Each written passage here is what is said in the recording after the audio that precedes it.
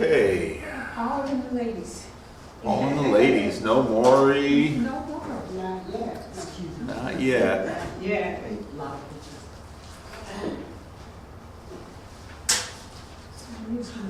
Oh, No Andrew. not yet. Not yet. Well, let's open with prayer.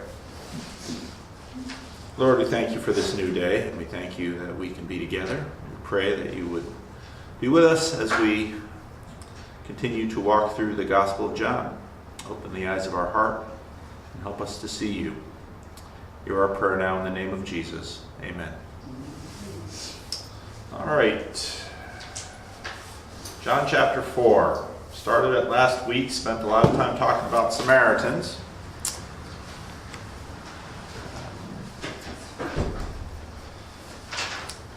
Now Jesus learned that the Pharisees had heard that he was gaining and baptizing more disciples than John, although in fact it was not Jesus who baptized, but his disciples.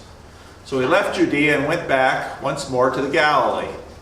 Now he had to go through Samaria.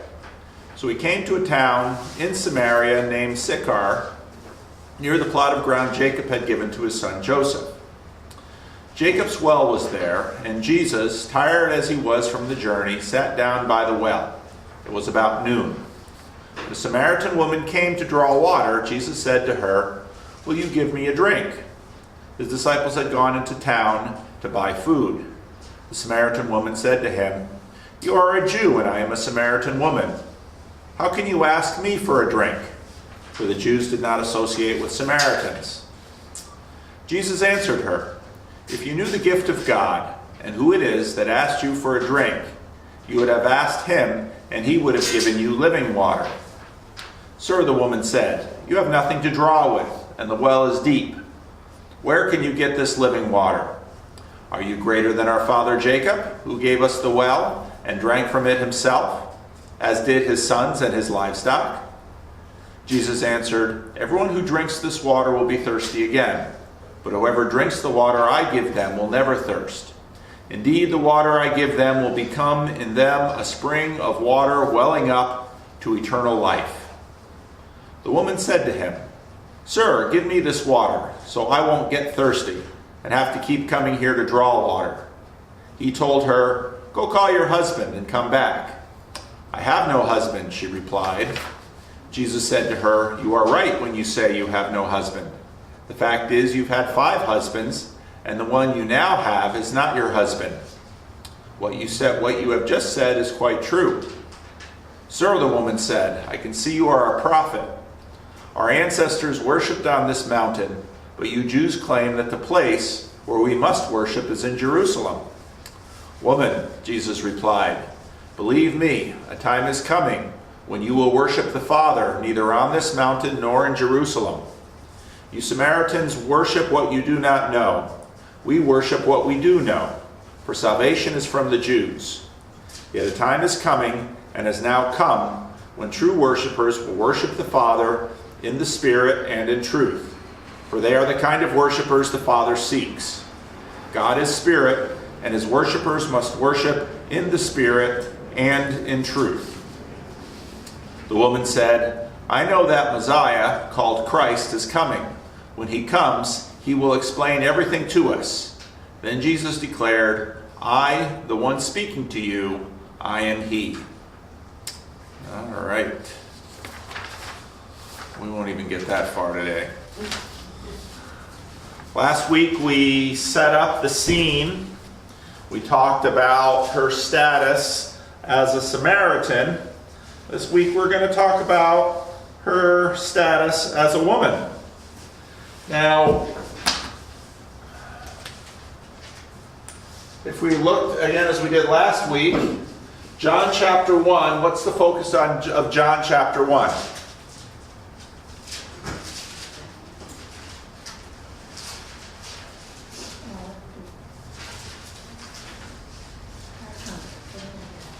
John the Baptist. John the Baptist.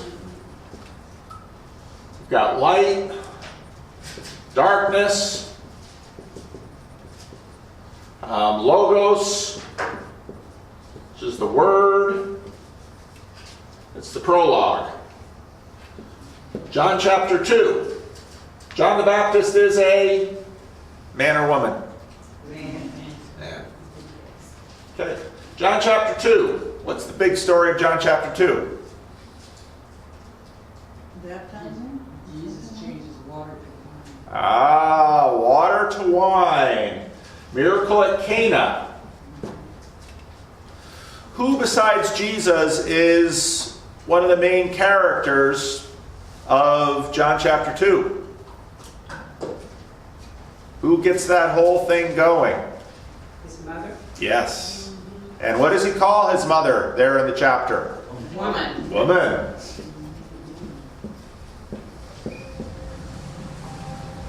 And we have water. Wine. And the water was, where did they get the water from?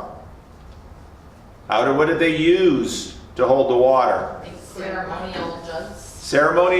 Big ceremonial pots. What were those ceremonial pots? What type of ceremony were those pots used in? Washing. Washing, purification.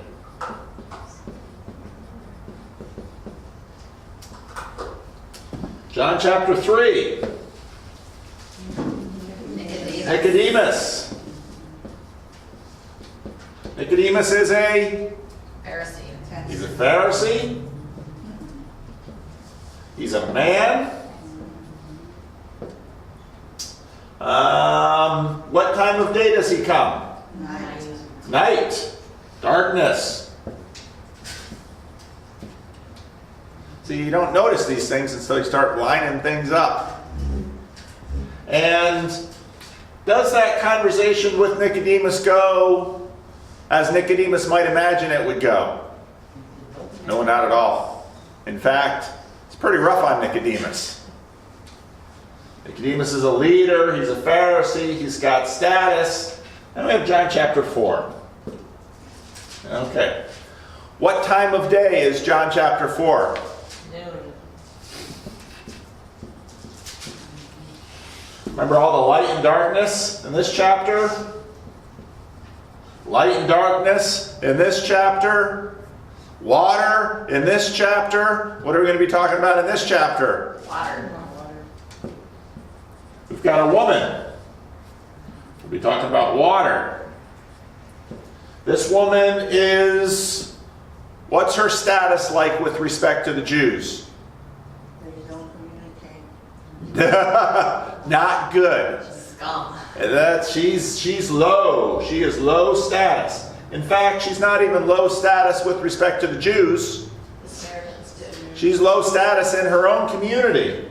And we'll get into why that is. But it's at noon. And she's a woman. So we've had John the Baptist, Mary, Nicodemus, Samaritan woman. This book is highly structured. And it's highly structured thematically. This, we've talked before about the structure of the synoptic gospels, which seems it's thematic, but we could also look at Judea,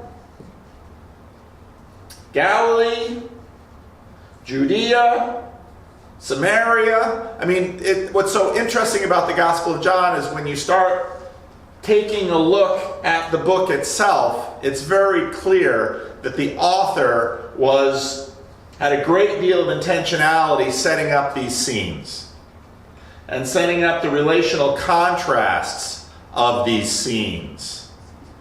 Now, even if you just look at water, here you had water for ceremonial cleansing. Here you have well water, Jacob's well. I mean, there's just all of these contrasts running through. And as we look at them, keep these contrasts in mind. Okay. So we've had man, woman, man, woman. Now,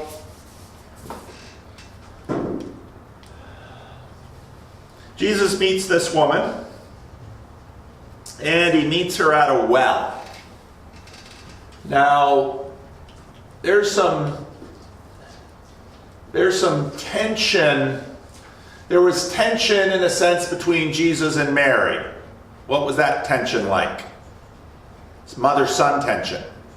She wanted him to fix it. She wanted him to fix it. There's mother-son tension, Jesus and Mary. There's some other tension in this story that might make us a little uncomfortable. There's some sexual tension. There's some romantic tension. We hear that, and, we're talking about Jesus here. I'm not saying anything happens, but it's in the air. And and you bump into it a fair amount in terms of this woman's reputation, this woman's lifestyle. Jesus is a man. This is a woman. Jesus, they're alone.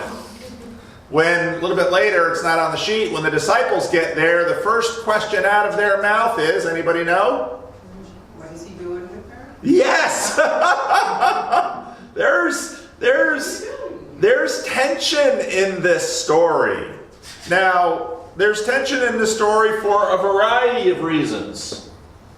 They're meeting at a well. And whose well is it? Jacob. Jacob. What book of the Bible do you find Jacob in? Genesis. Book of Genesis.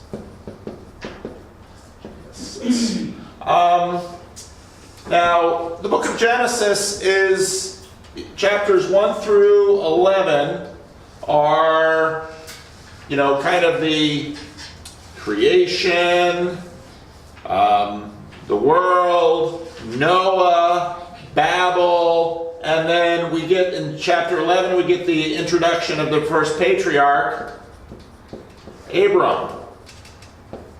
Okay. It becomes Abraham.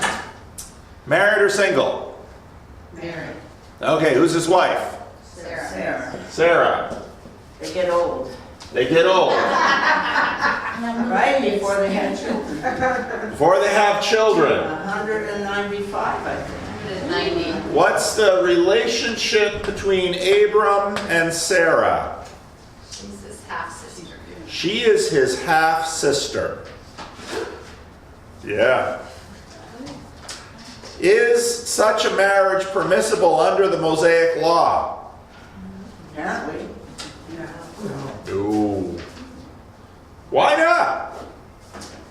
Some would consider this an incestuous relationship.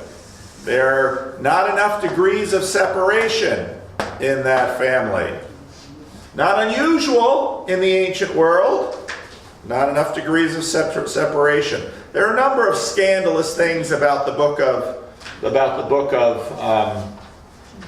and Genesis, and subtle things. I just want there's some fuss about the shoes. Roger picked up his shoes. You picked up the shoes? Yeah. They're there. There. Okay. It's all okay? Yeah. Okay. Okay. Yeah, Marty was worried about the shoes under Oh. He was at the cabinet. He forgot his shoes. Oh. I was at home. Oh, okay. He didn't have keys to my car. Oh. So Abram, Sarah is Abram's half-sister. Other cornerstone institutions of the ancient world are subtly critiqued in the book of Genesis. Jacob marries who? Isaac marries Rebekah. Jacob marries Leah and Rachel. Leah and Rachel. Leah and Rachel are sisters. Would such a marriage be permissible by the Mosaic law? No. Can't marry sisters. Aren't they also cousins? Yeah, they're in the family. Everybody's in the family in these marriages, except when you get all the way to the end of the book, Joseph. Well, Judah. How well does Judah do in terms of the morality of his married situation? Not Not good. well. Why not? What happens with Judah? He falls for a prostitute. Well, right. But more. It's His daughter-in-law, or his... yes. Remember his Tamar.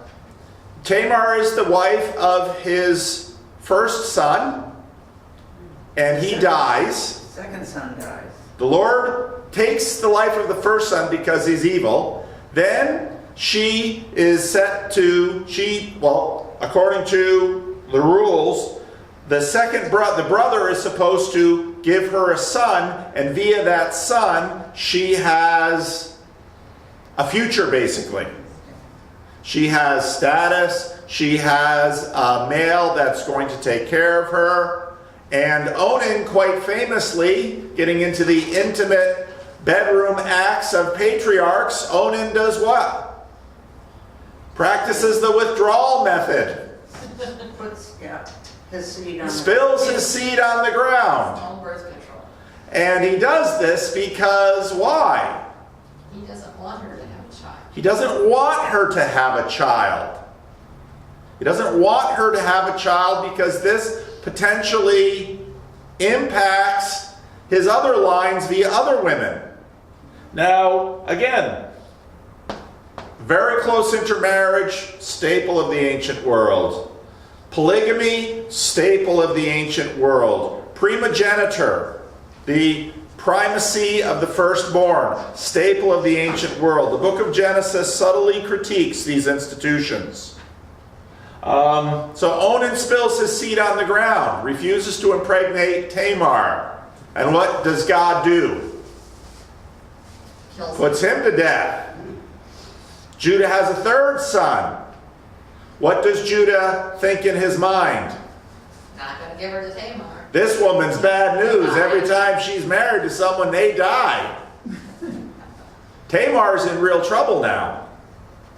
Tamar's a widow without a future. Tamar dresses like a shrine prostitute along the side of the road that she knows her father-in-law will be traveling. He thought he'd stop off by the side of the road, have a little something. Promises her a goat as payment.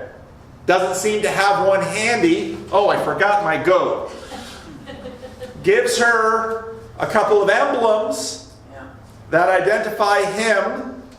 Goes back later with the goat. Don't know what he says to the wife. She doesn't have any status to ask. Why do you need the goat, honey? Can't find the shrine prostitute. Oh, well, I guess I got a freebie.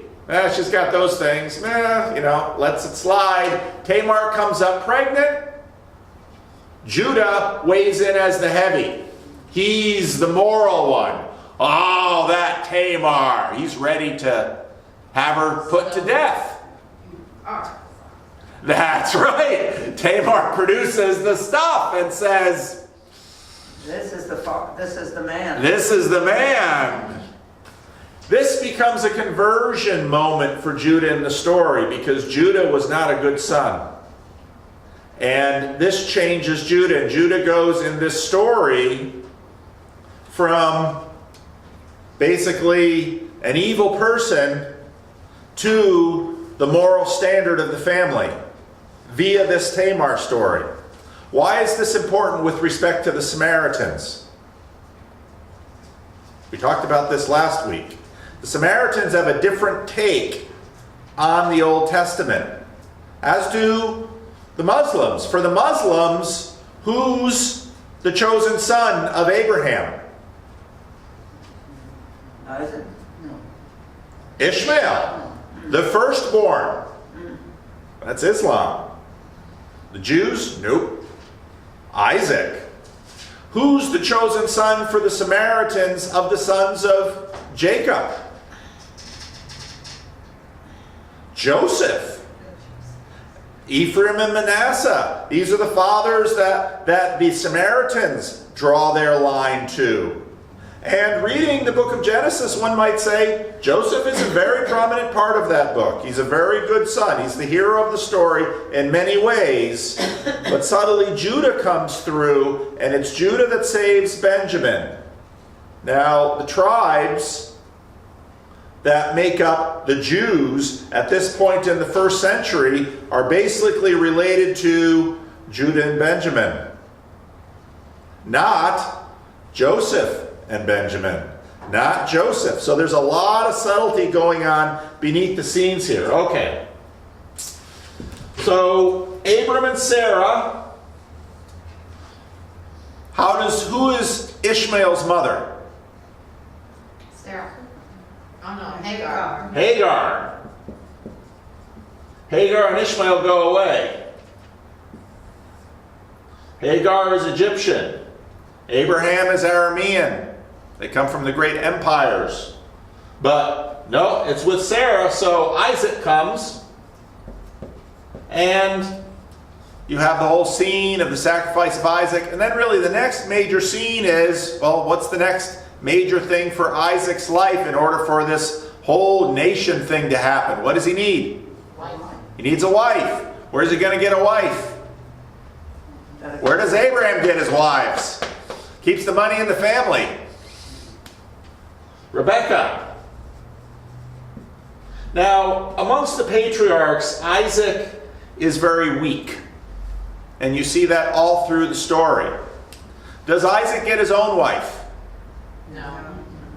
Abraham gets his wife. The main story we have about Isaac is his weak eyes. He's blind.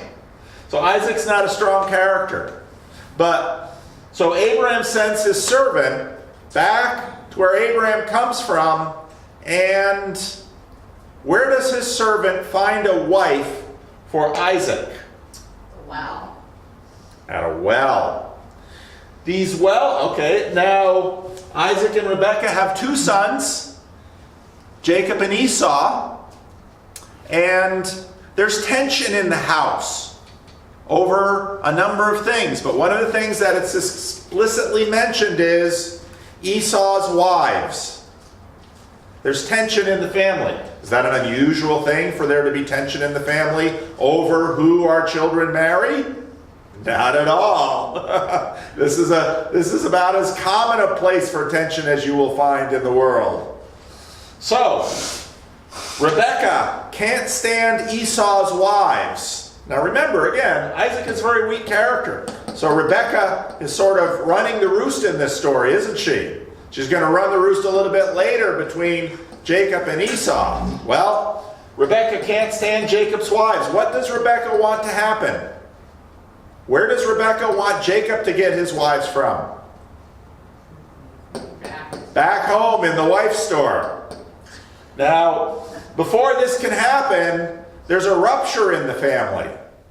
And in fact, there's lots of tension in this family. You know, what's amazing in this story is that if you were going to write this mythology about all of our sainted past patriarchs, George Washington never told a lie.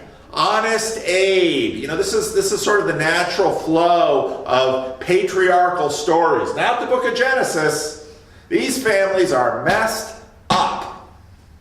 And their messed upness is right on the front of it. Joseph, when he marries, who does he marry? Egyptian wives. Would that be permissible under the Mosaic law? No. So, all of these families are deficient in one way or another in the book of Genesis. Now, Jacob has to run away because of the fight with Esau. And because Rebekah, in a sense, set this whole thing up about the robbing of the birthright. Esau wants to kill Jacob. Jacob flees. Where does Rebekah tell him to go? Laban, her brother. Go to Laban. Oh, boy, what a family. Go to Uncle Laban. He'll treat you right. No, he won't. Anyway, Jacob runs to Uncle Laban and he's making his way up there. And, you know, it's in the heat of the day. I mean, again, if you're going to carry water, you don't have plastic water bottles or nice stainless steel water jugs or a car to drive in with air conditioning. He stops where? A well. Who does he see coming to the well when he's there? Rachel, his cousin. and she's beautiful. And so what you have, and so there's a Jewish scholar named Robert Alter who walks through a lot of this in the book of Genesis. What you have in the book of Genesis are these type scenes. And any of you ever see I saw this because of my sisters, the Hallmark Channel. Do you know what the Hallmark Channel is? Oldie but goodies. No, these are new movies. Romantic. So the Hallmark Channel this time of year has Hallmark Christmas movies. And this is an entire genre. And basically many of the movies go like this. Young, single, or engaged, but not settled down yet, beautiful young woman has to travel from her high-status, well-paying city job out to the country somewhere where she somehow has to do something or reside. It might be a business trip or might say. So she goes out to the country where you're going to see the kinds of snow forests and all the Christmas tropes that you'd see from a nice Christmas card. And she goes out there, and who does she meet but some rugged handyman, and of course there's tension. They don't get along at first. There's a little bit of adversity, but there's definitely romantic tension. And of course, in the end, what's going to happen? They get together, and he's beautiful, and he's masculine, and he's physical, and she's smart and attractive and successful, and these are just tropes throughout these movies. And these, movies, you can do this with Westerns, you can do this, almost any kind of movie out there. We like these set patterns, and we like our stories to follow them. Well, the well story is one of these stories. Now, Jesus is at Jacob's well, and he's alone with a woman. Now, and again, I know for us, raising this romantic sexual tension in a story like this makes us feel uncomfortable. Well, I've got news for you. Almost everything in the Gospel of John would have, at one way or another, made the listeners feel uncomfortable. Chapter 2, we have the miracle of Cana. What does Jesus do? Changes water to wine. Changes water to wine. Gives people who have probably already drank too much more wine. A lot more wine. John 3, Jesus meets Nicodemus. We would love for Jesus and Nicodemus to get along and for them to see eye to eye, and there's just all conflict in that story. Jesus isn't nice. He's not unkind, but we have this image of Jesus that Jesus would tell us, and you see, this is the trope of Christian films. Jesus would tell us exactly what we want to hear. Jesus seldom tells anyone what they want to hear. He does it, and we'll see it in this story, he does it in a particular way that isn't unloving, but it's not nice. Jesus isn't simply the sum of our projections. Now in this story, there's sexual and romantic tension set up by the story. Now, Jesus is not going to sin in this story at all, but the tension is there. And I think to not see it, I think we don't want to see these things for all the same reasons. We don't like the tensions in the other story. And to me, this is part of Jesus' authenticity. That here's the thing about the Hallmark movies. So when I saw these when I was back out east, and my my sister was watching them, and my nieces were watching them, and I just found these Hallmark movies hilarious. But there they are. This is the kind of stuff we make to soothe ourselves. Jesus, but there's psychologically there's mapped territory, the familiar, and unmapped territory, the unknown and novel. And for us to maintain interest, there's always a balance between the two of these. Once you see movies and their tropes enough, you say, I've seen this movie how many times? Westerns, romantic comedies, mystery shows. I watched, there's a movie out now in theaters called Knives Out, which is a play on the whole whodunit thing. And it's a delightful movie because the movie keeps a balance of the tropes. It's in an old house, and there's been a murder, and on and on and on and on.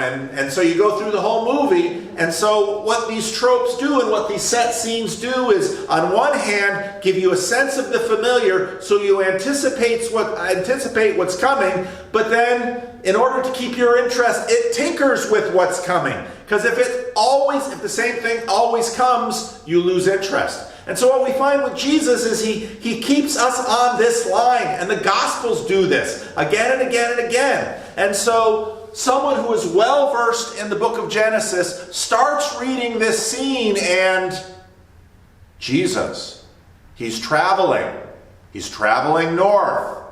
He's the Samaritans. There's so much sexual tension in the Old Testament about foreign women. This is a perpetual issue. And the Old Testament plays on that. Probably to its height in, and he guesses what book of the Old Testament practically is committed to this genre? The book Song of Songs, perhaps, but the book of Ruth. The book of Ruth is just replete with sexual tension and romantic tension, isn't it? And look at the story of that. These good sons of Israel go and marry Moabite women. We know about Moabite women from the Torah, and how these Moabite women seduce the men of Israel. And the Bible sets up these scenes, and it sets up these scenes so that it can play with them and it can hold our interest. So Jesus goes up to a well, and he's left alone, and there's a woman. And, we've read a little bit, we already know a little bit of the story. Let's just ask something here. Chances are, by what we know about this woman, is she attractive or unattractive? Just your guess. Attractive. Attractive. Why do we say that? She's landed 5, and she's on number 6. Kept none. What's that? And kept none. And kept none. The picture, and so here's another. Boy, I'll just get myself in trouble. Here's a funny thing about women, and me and Maury are the only men in this room, and so I run the risk with this one. Why, when you go into the supermarket, what do women's magazines look like on the cover? Sexy women. Why? You would think sexy women would be on the cover of men's magazines. And there are some of them. But generally speaking, those aren't the men's magazines you see on the supermarket stand. But you go on the supermarket stand and you see magazines almost reliably with sexy women on the cover, and these magazines are marketed to women. Why? Attract the attention to improve yourself to look like them. That's right. Women have, and again, this is not news, women live in an incredibly competitive visual economy that has to do with physical attractiveness. And that could be like, if you're skinny or have lost a lot of weight, and the person come in looking and they have more weight than they want, then that kind of helps them to think, well, I can look like that. That's right. But also, let me ask you this question. What are the dynamics? I'll ask questions instead. That'll probably keep me in less trouble. What are the dynamics? Think back into, and this is especially true in younger years, think back into your high school and college days. How did the other women feel about the prettiest girl in the class? Didn't like her. Resentful. Resentful. Didn't like her. Why? They couldn't measure up. Couldn't measure up. There's competition going on, and women know something about men. They're visual. They're shallow. They can be dumb as rocks when it comes to picking women, because what do? Go for the outward. They Looks, not the person. That's right. They look on the outside, and here's the thing, and men have this too, but to a lesser degree. And it's because of the interaction between the sexes. But the prettiest, so this woman in her town, going to the well alone at noon, which even if you decided you were going to go to the well at a different time of day than other women, this is the safest time of day for her to go to the well. And the fact that she's at a well, given all of these stories, there's so many layers to this story. And the tension is there because, the Bible very seldom gives physical descriptions of people unless it has to do with the story. And it's not told. Now, this woman probably isn't that young, but she's not beyond being attractive. So, Jesus, to the best of our knowledge, is what? Single? A man. A man. Young-ish. Very much, generally speaking, by the age of 30, get going here, Jesus, on the marriage business. You're a little late, but not too bad, because again, women tend to marry younger because they're the predominant qualities in terms of the marriage market in the ancient world were what aspects of her? Fertility. Fertility, so that's youth, wealth, beauty. Those would be the big things for a marriageable woman. Now the wealth thing is important because marriages were about social, climbing, and for families to do social climbing. So Jesus is, anybody not knowing anything about him would say, man, 30 years old, unmarried, let's get busy. But not a Samaritan. Definitely not a woman like this. But here he is at the well. Some people reading this story with Jesus as hero, this is Jesus in mortal danger. Because what will happen? Will Jesus be sucked in by this woman's beauty? Now,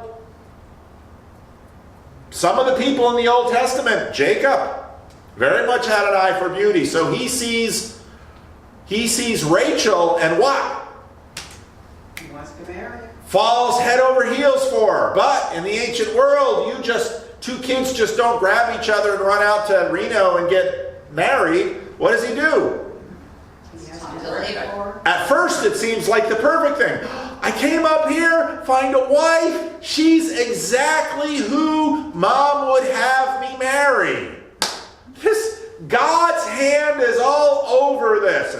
And then goes to Laban, and Laban's like, oh, it's so clear that this is, God is at work. Oh yeah, God was at work because they have the wedding, and he works 7 years, and the 7 years go like the blink of an eye because His love for her. they're so in love. This is a trope. They're so in love, and then of course you get to the wedding, and she's veiled, and all the drinking. Again, you've got Cana in the background here. You had a wedding, and then Didn't you have to, 14? well, yeah, but so then you have the wedding and the drinking and the feasting and all the excitement. You wake up next morning and ta-da! But Leah.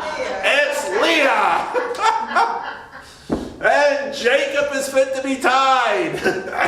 Goes to Laban, and Laban says, oh, but it would be improper to have Rachel marry before Leah. You can work another 7 years for Rachel. I mean, these are why this is why the Bible is the Bible. I mean, these stories just are amazing. But this is all in the background. And so here's Jesus and here's the woman, and they're going to talk, and now he asks her for a drink. Well, what's the old trope about the quickest way to a man's heart? Stomach. Men are shallow. Is she pretty? Can she cook? That's men. So there's tension in this story, and it's designed that there's tension in this story. And is Jesus in danger? And again, remember, I didn't have it in here. When the disciples come back, the first thing out of their mouth with respect to Jesus is what? Actually, it says that they didn't say it.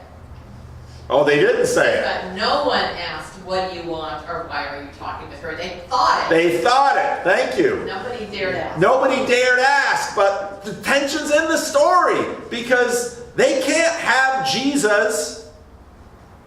Mar his reputation. No. So it's here in the story. Will you give me a drink? The disciples had gone to town to buy food. Oh, how convenient in the Hallmark movie. She goes to the town and she's got to fix up this building. And so she needs a guy to come in and, fix something. And he shows up, and of course, he's beautiful. And sensitive. And sensitive. But they don't get along at first. And, the Samaritan woman said to him, you are a Jew, and I'm a Samaritan woman. How can you ask me for a drink? In other words, the playful, antagonistic banter that is full of romantic tension has already begun between the two. Jesus answered to her, if you knew the gift of God and who it is that asked you for a drink, you would have asked him, and he would have given you living water. Now suddenly it's like, this isn't, now we've sort of deviated from the script here. Because we don't expect, flirting. That's what the trope calls for. Flirting, tension, but Jesus takes it in a whole different direction. And we talked last week about the water and the living water, and sir, the woman said, you have nothing to draw with, and the well is deep. So she seems to still sort of be playing along the line here, but this is not a conversation that she's ever had with anyone else. Where can you get this living water? And we talked last week about what living water is. Are you greater than our father Jacob, who gave us the well and drank from it himself, as did his sons and his livestock? Okay, what move does she play in verse 12? In terms of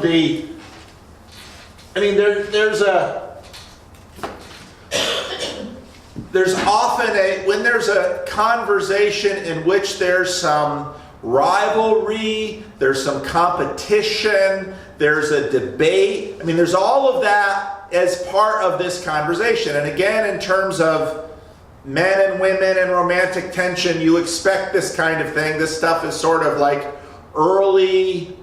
There's a little rivalry going on.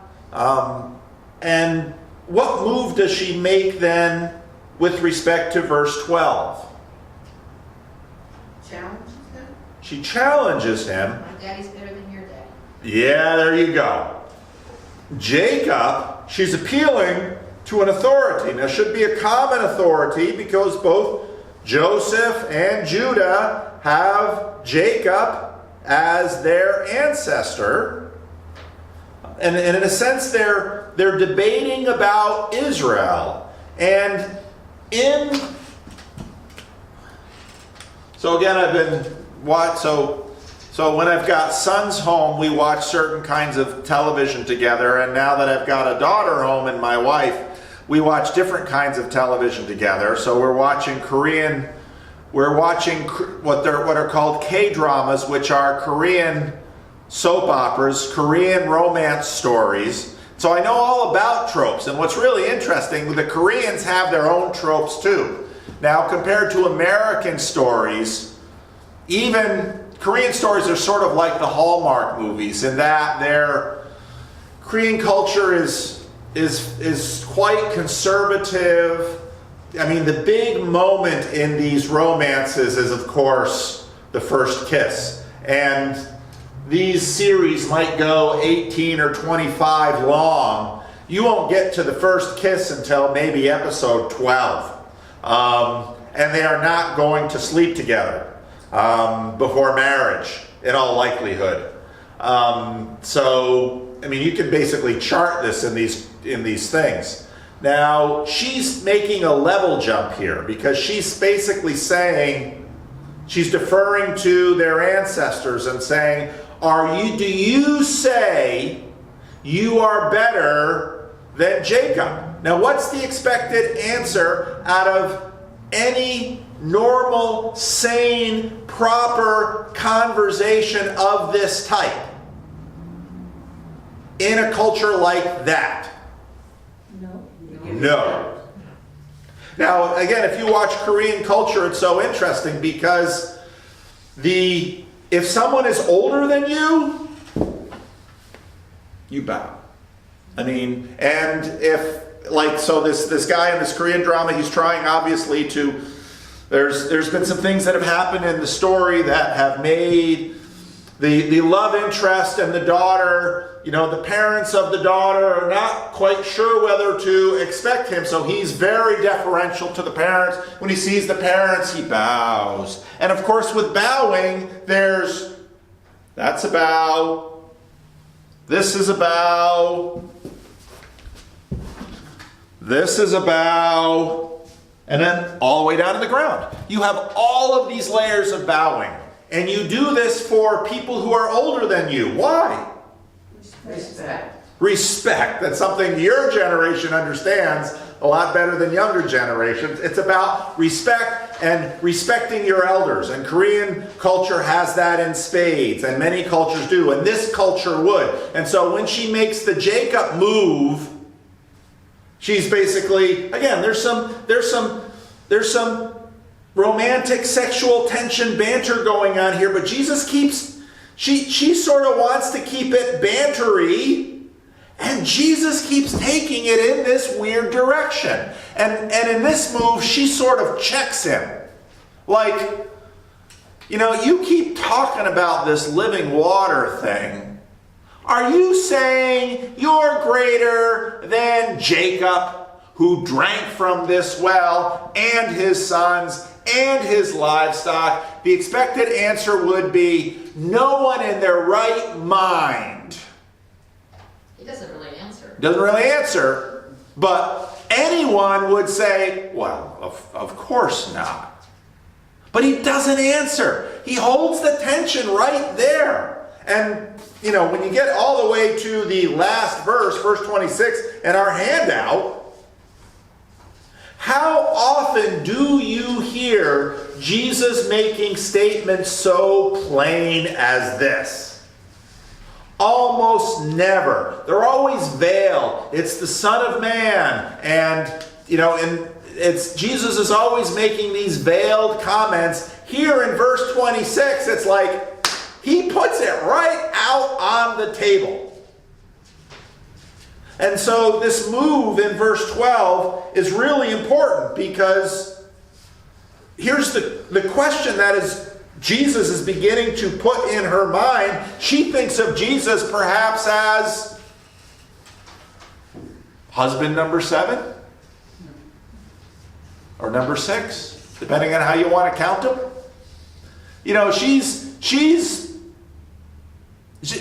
woman is obviously doesn't settle down very well. Now, what's really amazing is that I haven't printed out all the sheets yet of the chapter, but anybody know how this chapter ends? She tells the whole town about Jesus. She tells the town about Jesus. Now, human psychology is really interesting with respect to influence and status. We believe things that people who are attractive to us believe. We call them stars in Hollywood, and it's about the best name you can imagine for them. They are celebrities and young people who are always looking to the stars navigate their life by them. What they wear, how they arrange their social life, who they are attracted to. We as human beings believe what people who are attractive to us believe. Because what we're doing all the time is very subtly, sometimes not so subtly, playing psychological games of status. And we're always trying to improve our status. This is why nobody likes the prettiest girl in class. Well, half the class doesn't like the prettiest girl in class. And the girls that surround the prettiest girl in class, what game are they playing? Competing for the status. Take her place. They want to take her place, but they also want to ride her coattails. Pretty fast. And they're doing both at the same time. Human beings are enormously complex and subtle. We play these games. Now, what happens with respect to who and what we believe is we believe things that will improve our status.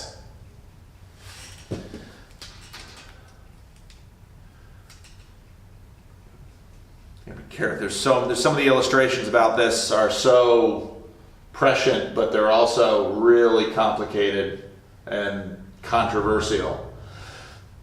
Well, I'll use a less controversial one. Young Life. Young Life is a youth ministry that Dave Linder used to work with, and for a while they had. Basically, the policy of the group was, their goal, they worked in public schools, and their goal was to have young people become Christians. It's a ministry goal. One of the things that they eventually settled on was find the high status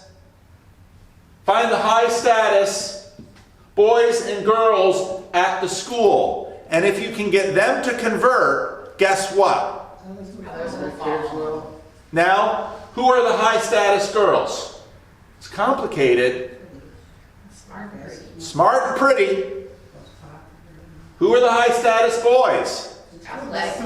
Athletic and handsome.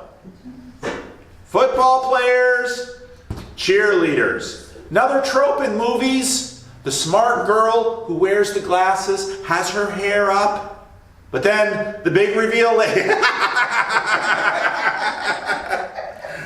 The big reveal later in the movie, right? The hair comes down and the glasses come off, right? I mean, all these tropes. Well, so Young Life figured, well, shoot, if we want conversions to Christ, work hard on the jocks and the cheerleaders, and everyone else will follow. But how do you feel about that? See, that's false. It's kind of manipulative. See, and this is where, as human beings, we have these opposing forces all the time with us. So on one hand, you look at this and say, well, that's just smart, and it works. But On the other side, that feels manipulative. And how genuine would be those who follow? And now, so all these questions emerge. And this is, this is built into Jesus himself. Because in the history of Christianity, I've been reading a book on, and I'm always reading books on stuff, but I'm reading a book on the history of Christianity. Jesus, right now, this cross, we would say this is a Protestant cross. Why? It's empty. It's empty. If we were in a Catholic church, what might likely be here? Jesus' body. Crucifix. And on a crucifix, how does Jesus usually look? Dead. Dead. Okay, that didn't happen until sometime in the Middle Ages did they start putting Jesus on the crosses. The earliest representation we have of Jesus on a cross, he might look something like Fabio. And that wasn't until the 3rd or the 4th century. Because in the Roman world, people who had first-hand experience of crucifixion understood the complexities of the story. Because death by crucifixion is a shameful death. The Apostle Paul was likely not crucified. Why? He was a Roman citizen. You didn't crucify Roman citizens. You crucified rebels and rebellious slaves. Because it was a shameful, ugly, horrible thing. And polite company wouldn't speak of it. If someone from the Roman period came into the modern world and saw someone with a nice little gold cross, they would be horrified. How on earth can you celebrate something like that? I mean, it's that brutal. Well, Jesus is full of these complexities. The book of Isaiah says about the only thing we have about Jesus' appearance is written hundreds of years before Jesus shows up and gets attributed to him in the book of Isaiah. He was not attractive, the book of Isaiah says. We're not attracted to him because he looks like Fabio. And in that sense, a few years ago, that sort of the famous blonde-haired Jesus picture, I put a picture of the guy who used to play Marshall Dillon on Gunsmoke and young Billy Graham. They all look the same. Because in 1950s America, that was the image of the stars of what a person should look like. Probably not what Jesus looked like. And in fact, one of the astounding things of the Gospels is that we have zero commentary on Jesus' physical appearance. We don't know. Nothing. Well, here's a scene in which there's sexual and romantic tension. Will Jesus come back from the well with a wife, just like the patriarchs? Are you like Jacob? Jesus sidesteps it. Everyone who drinks this water, notice, she's still bantering. And now Jesus totally derails her efforts here. And in fact, later in the conversation, he told her, go call your husband. And when Jesus says that, if you're having flirtatious, romantic banter, if she's coming to this interchange thinking this, He just nixed it. he completely pulls the rug out from under her. Go call your husband and come back. I have no husband, she replies. See? Now when I introduce the sexual and romantic tension, don't you hear that phrase differently? Just go, I'm available. That's exactly what she's saying. And Jesus says what? You're right. You're right when you say you have no And husband. now you have one that's not your husband. You've had 5 husbands and the man you have is not your husband. And this, the details of her life, which we do not have, is so hotly debated, you cannot imagine it. Is the man that she's with someone else's husband? That's a possibility. Is the man that she's with unmarried? What on earth is the deal with this woman's sexual and romantic life? That tension is in this story. And if you understand the tension in this story, now suddenly you will see new dimensions of the story in terms of how Jesus talks to this woman. Now again, I got to wrap this up for today, but this story ends with this woman. Remember, we had John the Baptist, Mary the mother of Jesus, Nicodemus, and a Samaritan woman with a very sketchy, romantic, and sexual story. She becomes an apostle to the Samaritans. That's how this story ends. And you would think, well, they're not working the young life, attractive football player, cheerleader, convert the town at all. Because remember, we pay a lot of attention to status. This woman, this woman's status is enormously cross-pressured and complex. She's attractive, so she's popular with the guys. And why does she go to the well at noon? Exactly. She's not going to meet a woman there. And who does she meet? And when she meets him, what does she say about her marital status? I'm single. But Paul, couldn't you say she went there because she didn't want to put a negative attitude? I mean, I don't mean she went there because she wasn't maybe she wasn't accepted with the other women. She went by herself. Exactly. And I don't know it was to meet a man. It was No, she went there to get water and to not be with other women. That's right. And But she took advantage when she met a man. that's it seems to be on her mind. Well, let me say this about these stories. Why are we talking about this story 2,000 years later? Because these elements keep us asking questions. Most of these questions we can't know. We can't answer. But they sure grab our interest. They sure drive us into the story. They sure focus to imagine. I mean, think about this. Jesus is a 30-year-old, extremely high status in a certain way. Here's another dynamic. I talked about Renee Girard. She probably doesn't know that. But then she does say that you must be a No, prophet. does she know that there is this guy Jesus around? And No, she doesn't know who he is. No, that's what I mean. But he's proving himself attractive.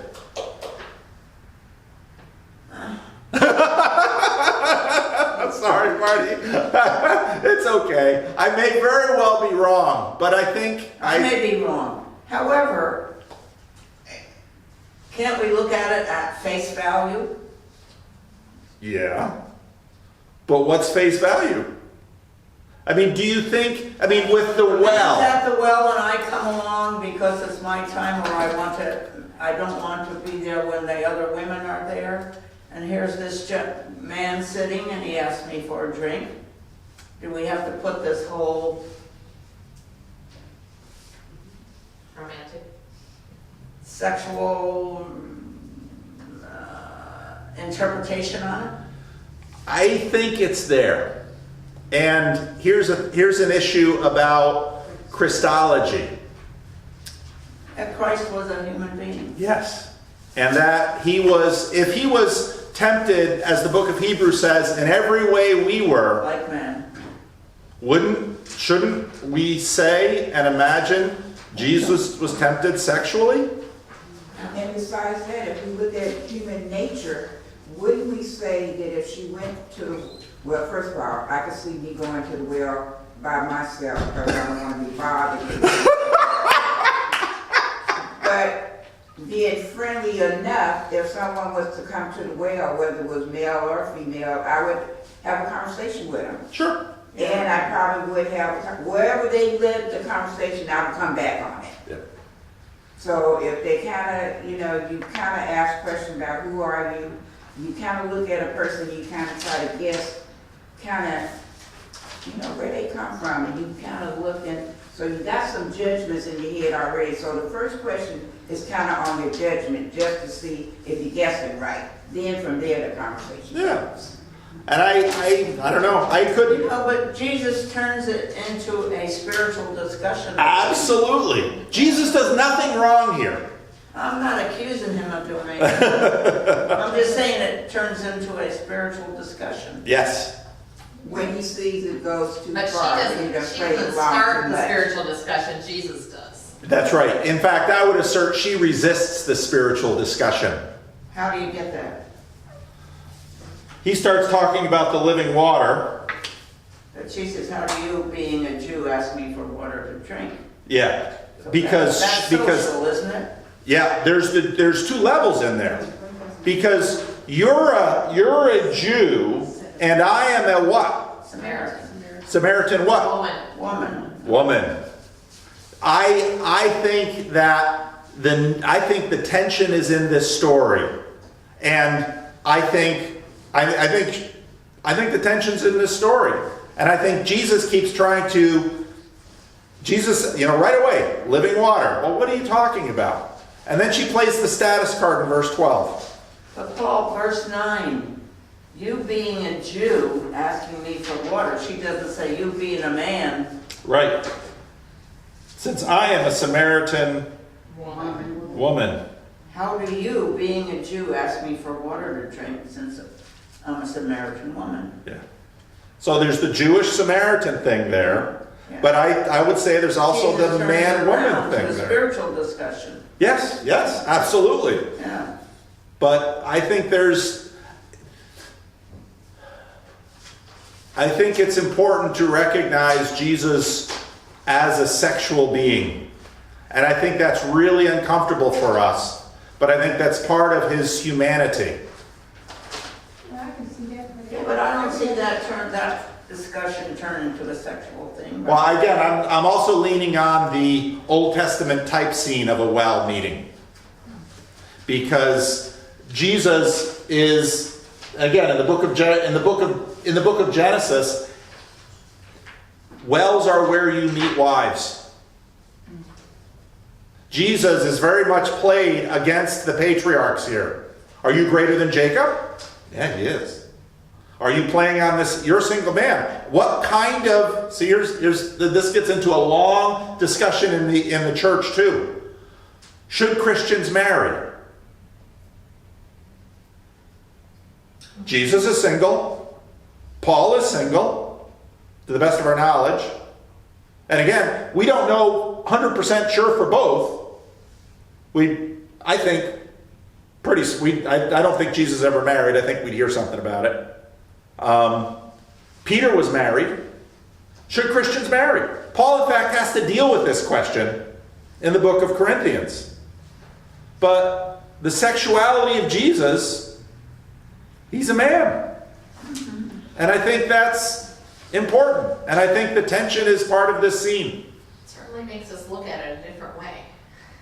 Where it makes you question the fact, really, I just base everything on today and how I see people act and how I act. So I put it back 1,000 years, 2,000 years and say, okay, these are people. And they were created with certain, they can smell, they can see, blah, blah, blah. So it's just impossible for you to walk this earth and see somebody that looks nice, looks neat, looks pretty, look whatever. Is attractive. You're just not going to say, oh, how pretty, and Yeah. are you single? Well, and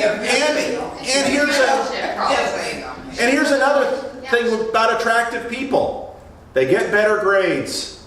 They get job promotions. I mean, they've done psychological studies on attractive versus unattractive. Why is it that we tend to dress well? What does professional look like? I mean, there's a big debate about what women should wear. And again, even in presidential campaigns, I mean, it's more complicated for women because... Those other women are making that decision. That's right. The men aren't really paying much attention to that. No. What color is Tulsi Gabbard's pantsuit via Hillary Clinton's pantsuit? Kamala Harris needs another color other than that black suit. That and there are these layers, and I think there's this layer in this story. Now I may be wrong, Marty, but I don't, I guess I just have trouble necessarily reading that into it. Because right away Jesus goes to the spiritual. he does. He doesn't, he doesn't give a snappy answer back like, well, I'm a nice man, why don't you give me a drink? You know what I mean? Right. That would play her game, and he wasn't going to play her game. No. He didn't play her game. He didn't play But what game is she playing? That's the question. Well, I think she's well, how do I know? Right, and none of us know. That's true. But she goes back to her history. I mean, you can ask all you want, but this is a well we've had forever, and why are you here asking? You may ask me to help you, but you got no right to this well more than I do. Well, that's part of the political is another layer in this, Yeah. obviously. Yeah. But, the romantic tension revolves around Jesus and other stories too. Jesus goes to the house of the Pharisees, and in Luke, a woman comes And puts the perfume and washes his feet with her tears and dries them with her hair. She had to take her hair down. Now, there's Anne Rice who got her fame writing stories about vampires, became a Christian, and wrote a really amazing novelized depiction of Jesus. And it's a novelized depiction, but this business about hair in the ancient world and veils and beauty, these were... Change much.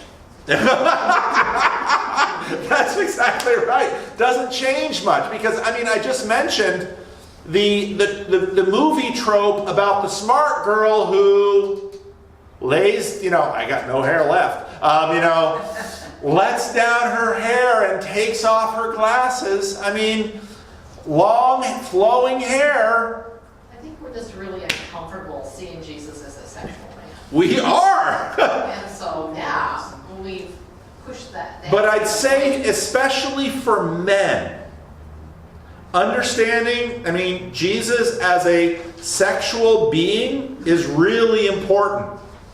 Because otherwise, Jesus gets very Gnostic-y. And what I mean by that, Jesus wouldn't have the same earthly sexual temptations that I have.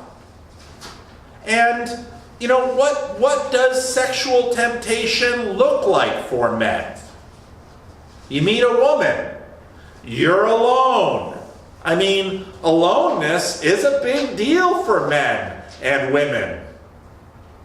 And this is about the only story where you see Jesus alone. That's true. We don't see it much. And so I think for men this is important because here's a question. And Jesus has, why is it that, oh gosh, there's so many issues. We need going on these topics. Pick it up next week. When men look at beauty, women look at status. Why is it Donald Trump is able to have the sex life he has? Money. He's wealthy and powerful. Why do we have the term gold digger? About women. You don't have it about men. Men look at physical attractiveness, women look at status. And status can mean fame, it can mean money, it can mean athleticism on the football field. That's how we're wired. And I don't know. Let's close. We're out of time.